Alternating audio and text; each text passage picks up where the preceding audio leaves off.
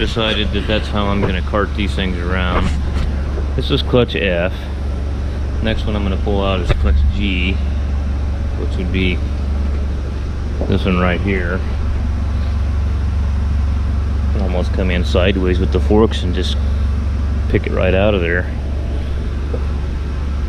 Let's set this one on the bench.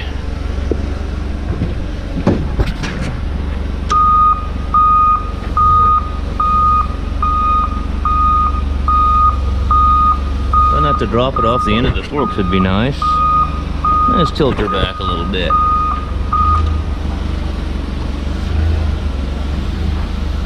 Oh, these forklifts, you can't see anything on them.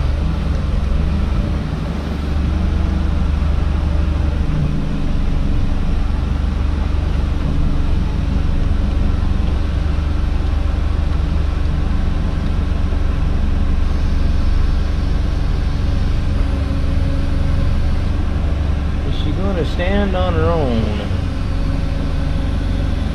Okay.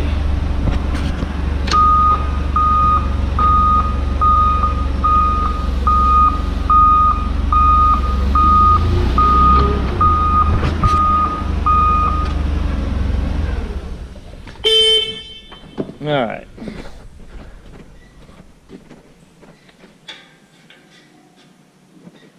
No horn honks on it. Alright, so another wonderful clutch pack here. Well, here we go. We'll press another bearing off.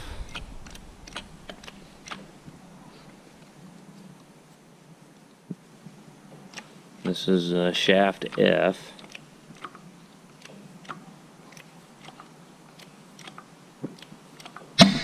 Look at that. She popped pretty good.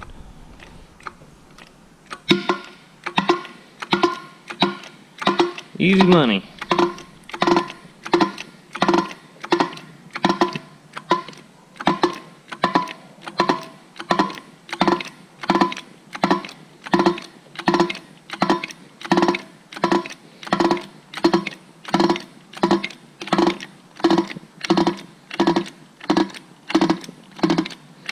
What are we gonna run out of? I'm not sure if we're gonna run out of stroke here. Oh, she's off. Okay. Alright, same old song and dance. Now we got another roller bearing here on this gear.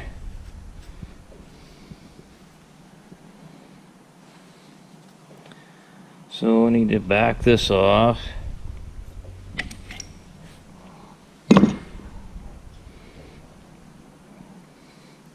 Man, that puller sure works nice, doesn't it?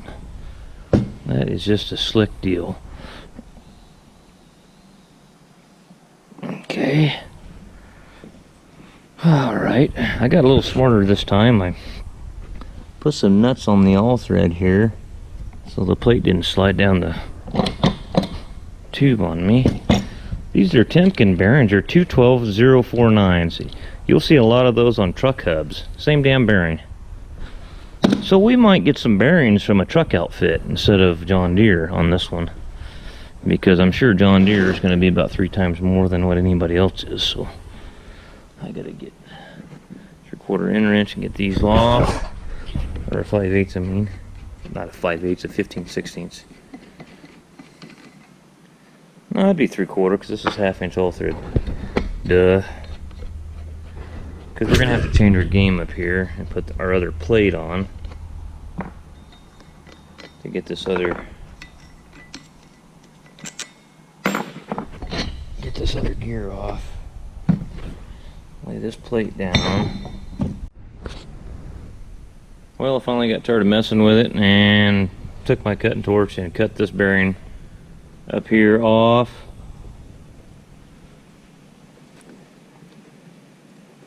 So now I got my pressure plate off, took my snap ring, pulled my pressure plate off, had to get a couple needle nose pliers and hold on to it to get that off. So here's our clutch disc. I'm gonna get my bearing puller, and we're changing all these bearings anyway. Just make sure if you do a cut and torch thing, I've done it a lot over the years, just don't scar the shaft up. You know, if you just nick it a little bit, you're not hurting anything. I mean, you're not imposing a bunch of heat on that shaft.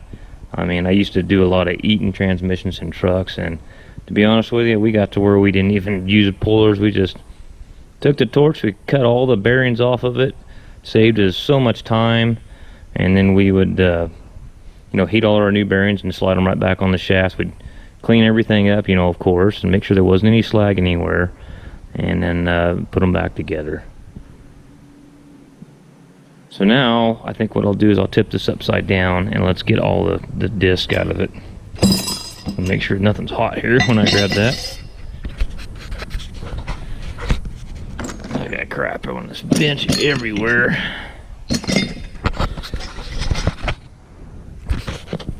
Sometimes you just go out of hell with it, you know, let's just cut it and get going here instead of making another tool. It doesn't hurt it any.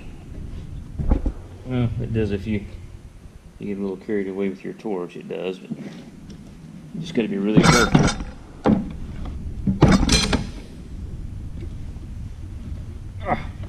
Oh. Okay. I'm so glad these are all so light, you know. Golly. These packs in this thing are heavy.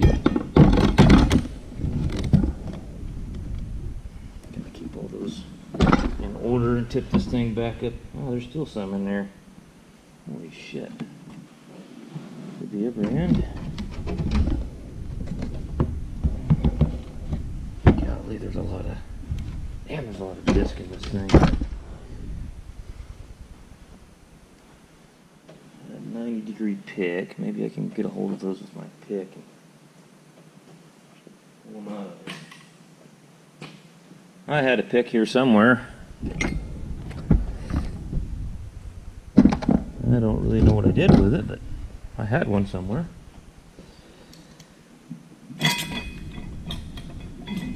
This is actually installed O-rings here, but I'm gonna get them loose. Golly.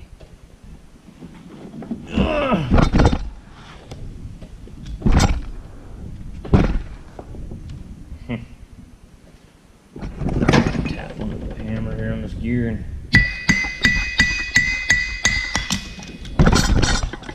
son of a bitch is heavy. Man, those things are not cooperating very well. Stuck in there. There we go. Golly, man. What is your problem, mister?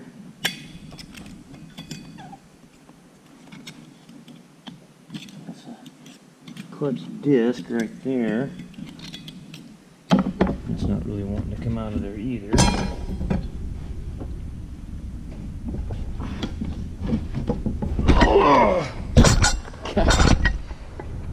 Oh, there ain't nothing light about any of this stuff, guys.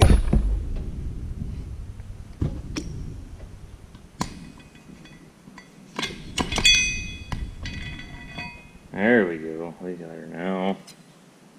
There's our clutch piston down in there. Wow. So we had a steel plate up against our clutch piston. Keep track of that. Man, look at the... Let's count these. Let's see here. Let's count how many frictions we've got in here. So we got 1, 2, 3, 4, 5, 6, 7, 8, 9, 10, 11, 12, 13, 14 discs and 14 steel plates.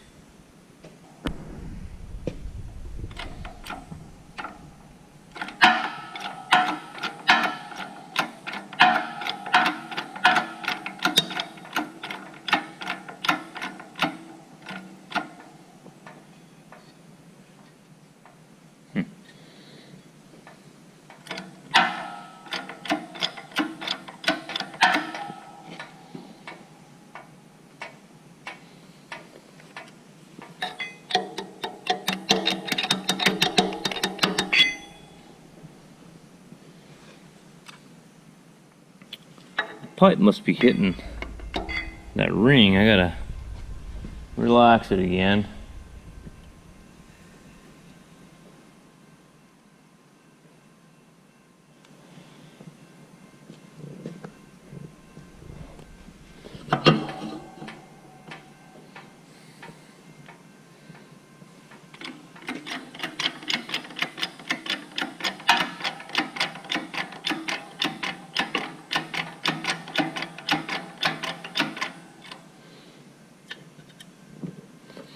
There, that's what I'm looking for.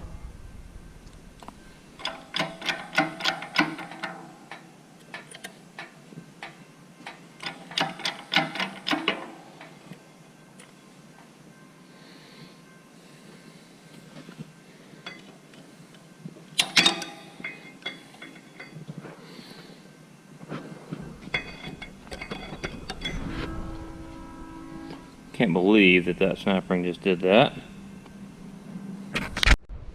Alright guys, so I got that snap ring stuff off the piston there. Let's pull our level springs out. Stack them up here and we'll put there's a spacer. If we can get her to come off of there.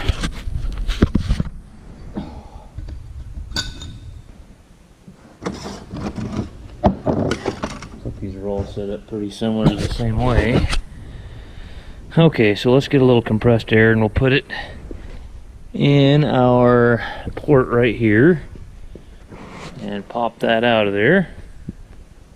So I gotta go get my rubber tip blow nozzle. I thought I already had it out, but I guess I don't. So this is clutch shaft G, or I don't remember what stage it is, but I wanted to show you something. See the color of this? I don't know if you can see the color of that very well because it's so damn dark in here. It's kind of a lightish brown color. The further you get into this pack, see how these are getting worn? I think this pack here was just about ready to go too.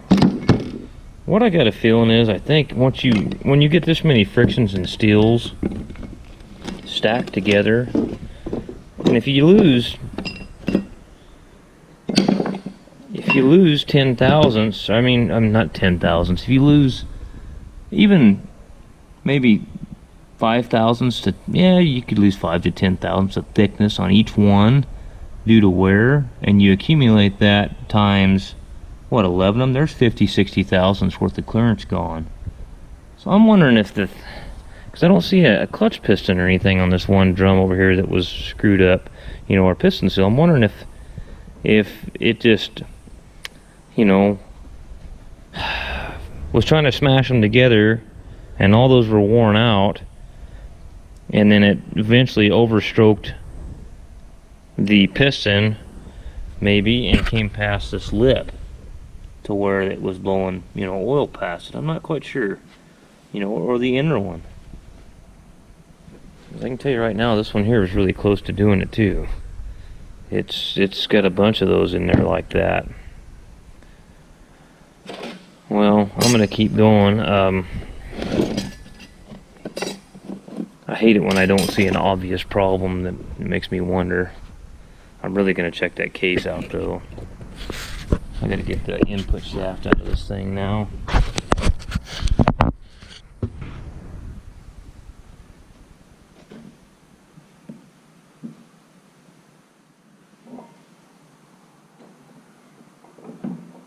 Man, I sure screwed my finger up. I can't get a hold of nothing.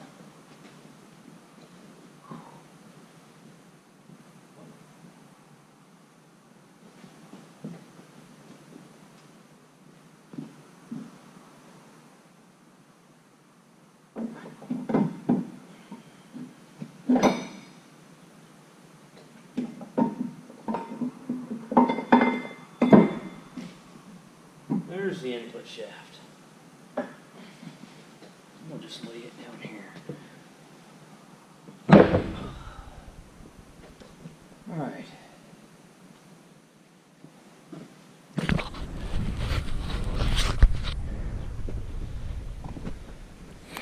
So I stuck a paint marker in there the other day and marked these three that I could get out as to where they go. Now this one here, these three shafts here, these all have, I'm not picking these up by hand because they all have 2 clutch packs on each one on these shafts, so I know they're going to be extremely heavy. I'm trying to figure out how I'm going to get it out of here, because as you can see, that gear overlaps that one overlaps that one. This clutch drum, this gear is over the top of the clutch drum. So those 3 shafts are going to be a royal pain in the ass to get out. I'm trying to figure out if I could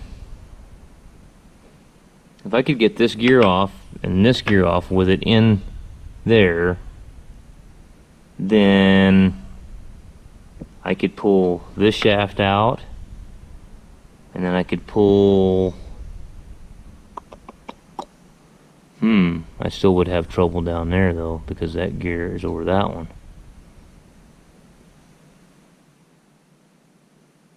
Well, I don't know, I might have to make up a plate or something to pull these 3 shafts at once.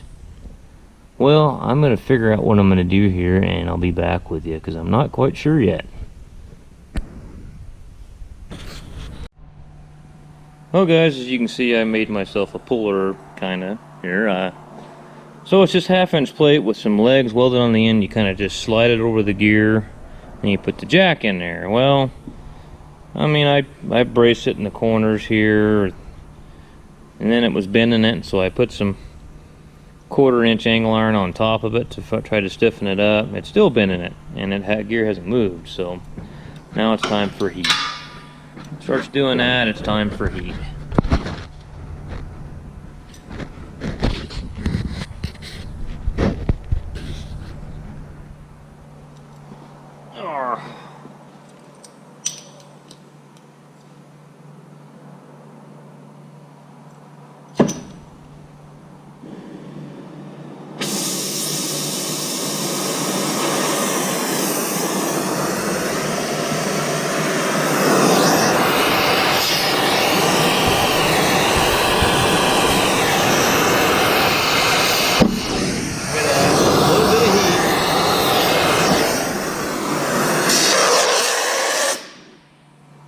Just a little bit of heat is all it took.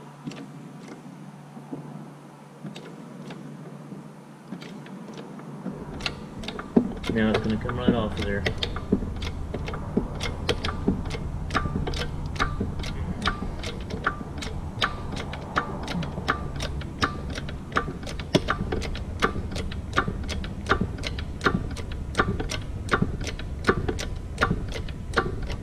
It's getting all new bearings and everything in it anyway.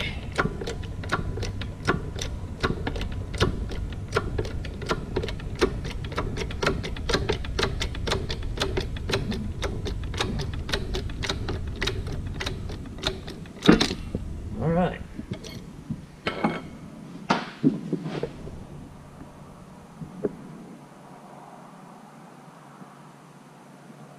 The old apparatus off of here. Dropping something and damaging something.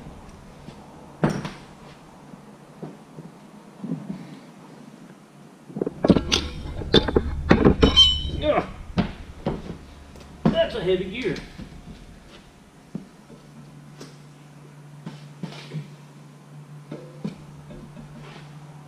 All right. So now my plan is I'm going to pull this bearing and then pull this gear, and then I'll use that puller I just made to pull this gear, but I'll use my other puller to pull this bearing. And then once I get this bearing, this gear, and this gear off, which actually it's kind of nice because they're kind of sitting in their spot and it's kind of stationary and holding still on you. You don't have to fight it with it wobbling around on the bench, so it's kind of actually nice doing them like this. But once I get that bearing, that gear, and that gear off, then I can pull Let me look at this again. Once I get that gear off for certain, I can get this shaft at. No, I can't, because this gear's overlapping this gear. It's hard to see because it's so dark, but yeah, then I can get this shaft out and this one, and then thus forth I can get that one out. So that's what I'm up against, guys. It's a chore. I mean, when they stack them in here like this where they all got to come out at one time, and you don't want to have to build that plate. It'd be kind of a pain building that plate and having it all turn out exactly right, because I mean, the shafts aren't really square in there. You know, this part here you can measure from here to here and be square, but you'd have to measure off. As you can see, this shaft isn't straight ahead of this shaft. It's off center a little bit. I mean, it'd be tough to make that plate. I mean, I could do it, but it would take some time. Alright guys, well I am going to get that puller off, get the other bearing spreader on here, get it hooked up, get that bearing and that gear off, and the big gear off the bottom of this one, and then we'll be cooking with natural gas then. Alright guys. Okay, so we got our bearing spreader set up on C shaft. As you can see, I've welded some angle iron to the top of this one too to try to support it.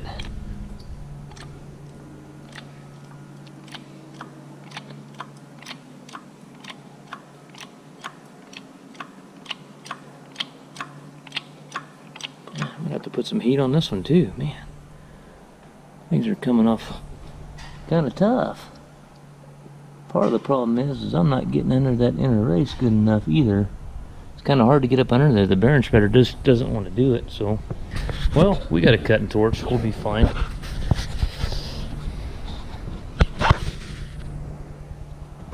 Let's fire it up again.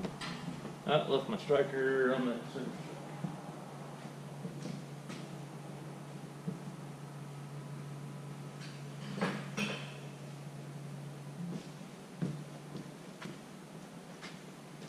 A lot easier on the tools if you can just use a little bit of heat on there and make them pop off. It's always that initial pop, and then after that they usually go fairly good. Oh, come on.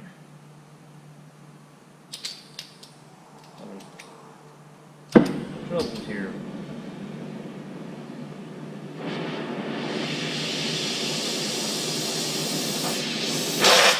Notice something, those sealing rings on this shaft are pretty close to that bearing. Let's pop those off. I don't want to melt them on there and have to dig them out of there. I'm going to put new sealing rings on it anyway, but I don't know. That broke on me. So it's getting new ones. They're all the same size, it looks like, on this thing.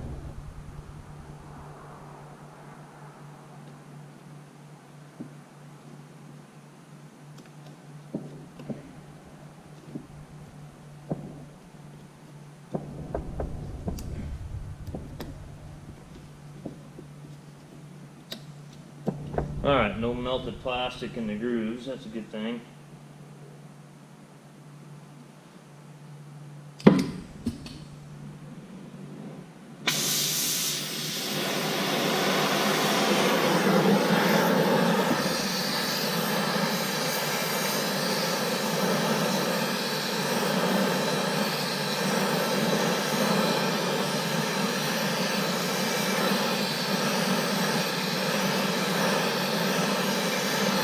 This one's not coming off as easy.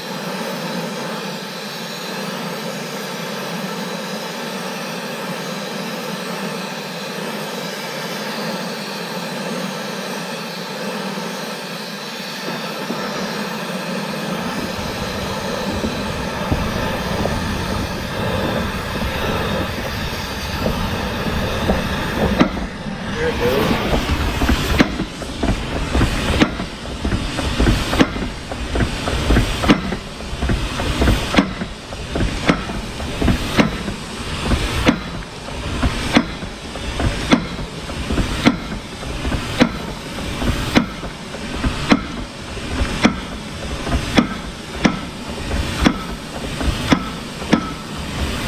Guys, so I Ended up sticking my big puller, the big one that I made, and the torch, as you can see. Well, that's that top bearing that we pulled off first, and then here's the other bearing here inside the gear. I wasn't real sure if there was another bearing below it, means there's 2 gears, but there's not. I shined my flashlight down through there and all I could see was, you know, nothing. So I said, cool, we'll just stick that puller underneath this gear and pull both gears at once. It looks like to me that gear must be integral with this gear. I know they got a giant snap ring. I got a feeling that snap ring will come out, then that hub, and that gear will come off separately. That one's a little bit different than the rest of them. But that's C shaft. So let's keep our bearings kind of where they were when I order all these parts. I'm thinking about getting these Timken bearings somewhere other than Deere. The rest of the stuff we'll get from Deere, but it's just Timken bearings. So this shaft will come out of here, but I am not picking these up by hand. These are dual packs. They have 2 packs in each shaft, so I bet they're 100 pounds a piece at least. So I got to figure out the way to rig these. But once I get this shaft out, and then this one will come out, and then this one will come out, man, we got it. So and then we'll disassemble these clutch packs and see what we've got here. I mean, all these roller bearings, I mean, everything on these things is just pressed together. You just can't get away from it. So, all right, guys, I'll be back shortly. Okay, we're gonna get shaft B out. All of a sudden, I have a dual-purpose tool, my bearing spreader. That's a heavy son of a gun, man.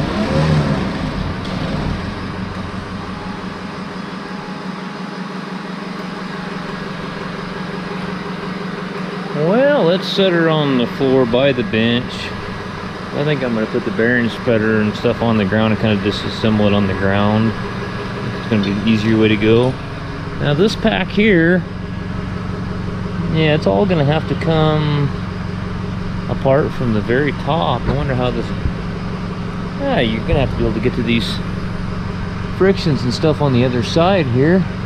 This gear's got to come off of here. Yeah. We'll find that out here in a little bit.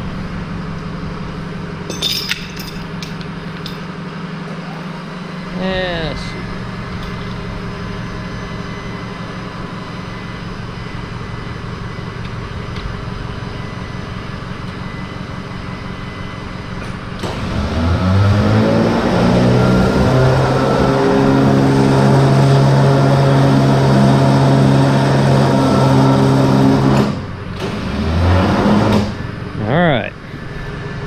That is shaft B.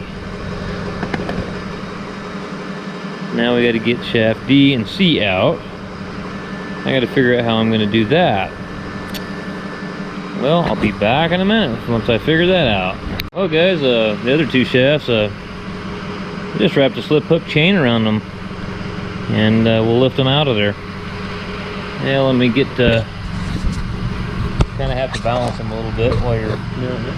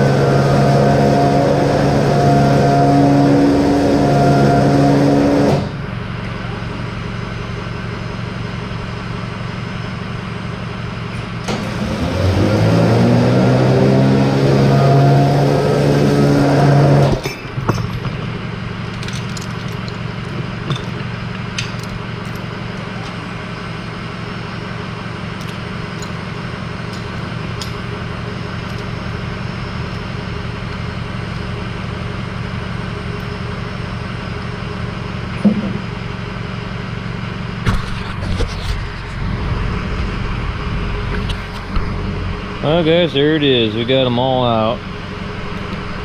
Let's mark this so I know where shaft D.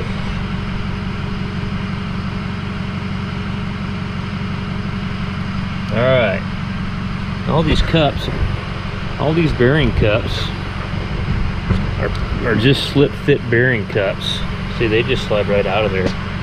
So that's kind of nice. So we'll replace all them. The only shaft we got to get out of here is our output shaft. So we'll get that out later on. Not too worried about that right now.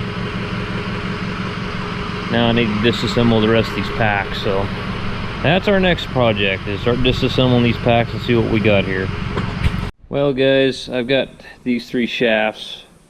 Well, I've got 2 of the 3 that I just pulled out, torn apart. Shaft B is the only one I've got left to finish disassembling, but all these packs, I mean the gears and the drive hubs are the same because the internal disc splines are the same.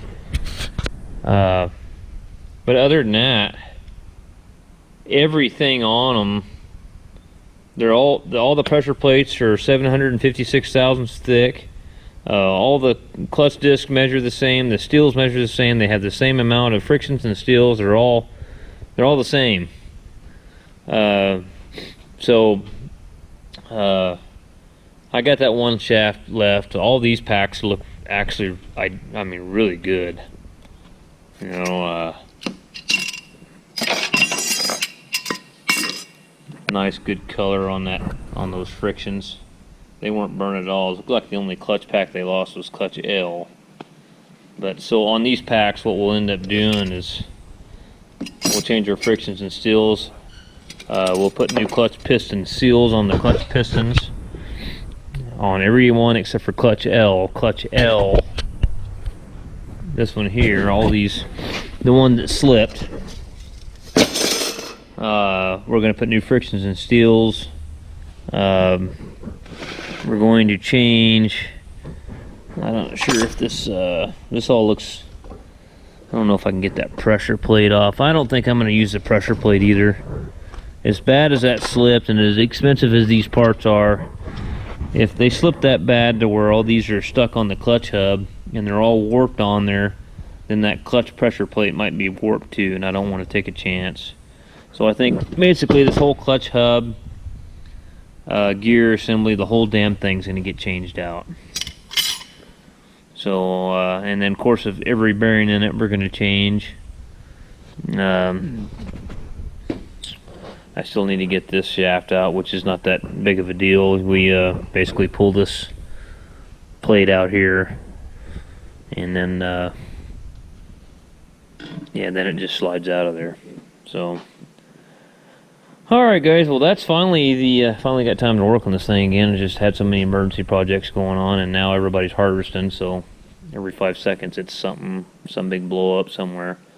But I need to get this thing done too, though, really bad. So I'm going to have a gob of time into this transmission. I mean, I'm probably going to have 40 hours into this transmission. You know, this thing's really labor intensive. So it's just a lot of repetitive stuff, you know, but it's just time consuming pressing all those bearings on and off. I mean, God, it's really eats your time up. So that's the disassemble video on this one, and we'll be back when we get all our parts in and we start putting them back together.